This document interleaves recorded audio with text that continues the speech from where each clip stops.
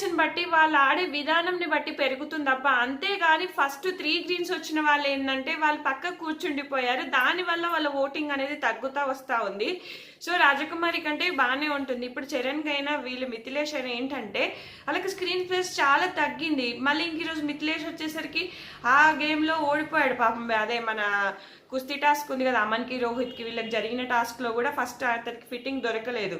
ఇక్కడ అమన్ అండ్ రోహిత్ బాగా ఆడారు. సో వీళ్ళకి స్క్రీన్ స్పేస్ వచ్చింది. వీళ్ళు ఎక్కువ కనబడితే జనాలకు ఎక్కువ ఆకట్టుకున్న వాళ్ళు అయిపోయి వాళ్ళ ఓటింగ్ అనేది పెరుగుతుంది. అంతే తప్ప ఎప్పుడు కూడా ఫస్ట్ గ్రీన్ రావడం అనేది వాళ్ళకైతే బ్యాక్ అన్నదే అని చెప్పొచ్చు. ఎందుకంటే నిజమే అండి, ఇప్పుడు ఆటనన్నా ఆడాలి, లేకపోతే స్క్రీన్ స్పేస్ అయినా ఉండాలి, ఏదో ఒకటి ఉంటేనే జనాలకు నచ్చుతుంది. అంతే మనకు బిగ్ బాస్ వెళ్ళినాక కూడా నామినేషన్స్కి ఎందుకు రావాలంటారంటే నామినేషన్లో ఉంటేనే జనాలకు దగ్గరగా ఉన్నట్టు అవుతుంది.